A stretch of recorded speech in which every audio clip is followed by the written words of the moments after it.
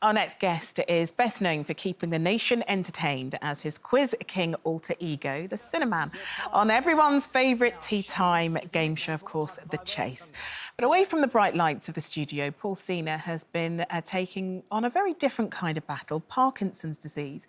He's here now to tell us why he's no longer scared of his diagnosis and how he's tackling it in the best way he knows how, with humour. Oh, Paul, so pleased to have you on the show this afternoon. And I'm sure that when it comes to dealing with the diagnosis and lockdown, for example, humour and your wonderful husband, Ollie, must have just come in so as important, really important to have those two things.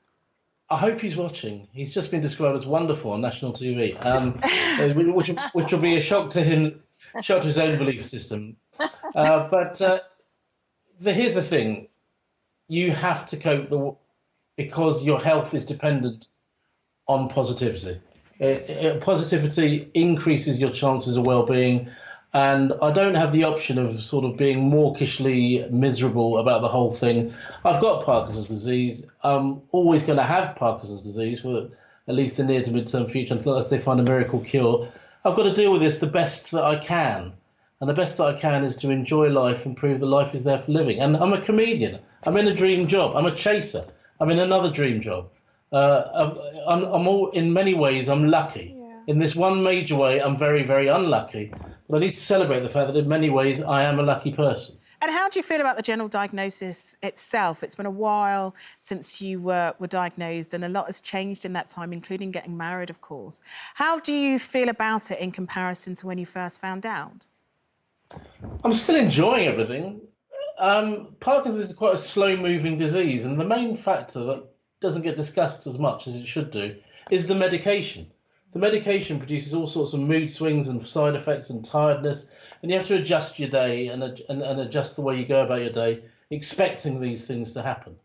That's the main thing that affects your life. The slowing down of your movement happens very steadily and slowly over a number of years. And so I don't worry about that. I just worry about the present and making the most of what I've got now. Paul, can I ask you, because I know you did get an official diagnosis in the end, but you used to be a GP, didn't you? Did you have a sneaking suspicion of that it was something a bit more serious than the frozen shoulder? By the time I was diagnosed, absolutely. But not one of my medical friends who saw my shoulder suspected there was anything going on. And because it presented as a right shoulder problem, and everyone promised to, I had some steroid injections and they sort of improved it for a while and then it got back worse again. There was a cycle getting better and getting worse. And it was only when I had a proper operation on my shoulder and I still didn't get better that I realised that something might be up. In fact, a physiotherapist said, I think something up. Then in New Zealand last year, I was at the New Zealand Comedy Festival and I was limping everywhere. And the first thing people said to you, the first thing people say to you is, why are you limping?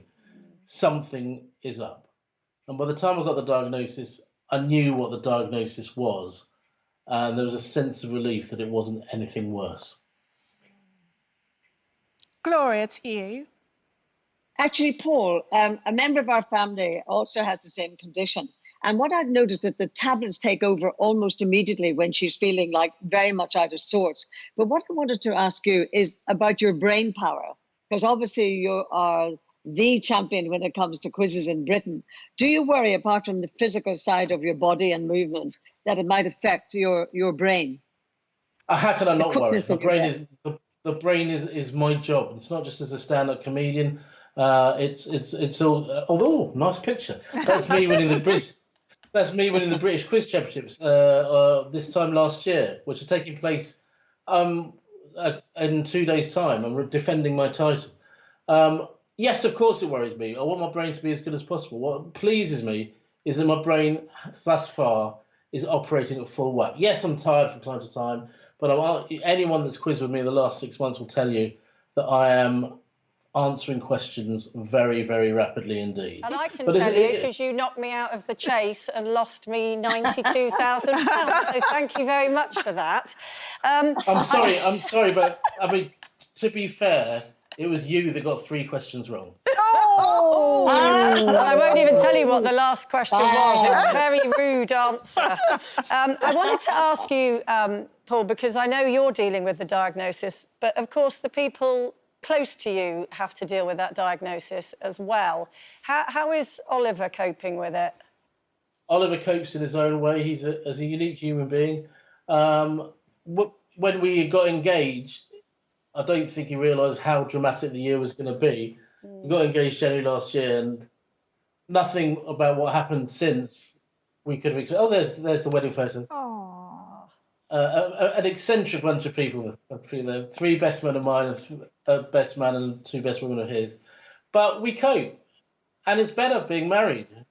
There's a more solid bond, in my opinion, and we've needed it with everything that's happened. He is my rock, and those that have known him for a long time will be shocked that he was anyone's rock. But that's how life treats you. Sometimes you end up in situations you just weren't expecting. Paul, I just want to ask you, because there's probably a lot of people who are watching who are partners of someone who's been diagnosed with this. How do you approach this conversation with your partner in regards to the diagnosis and care for the person as time goes on? In many ways, you don't. Now, the reason I say this is I refuse to live in the future.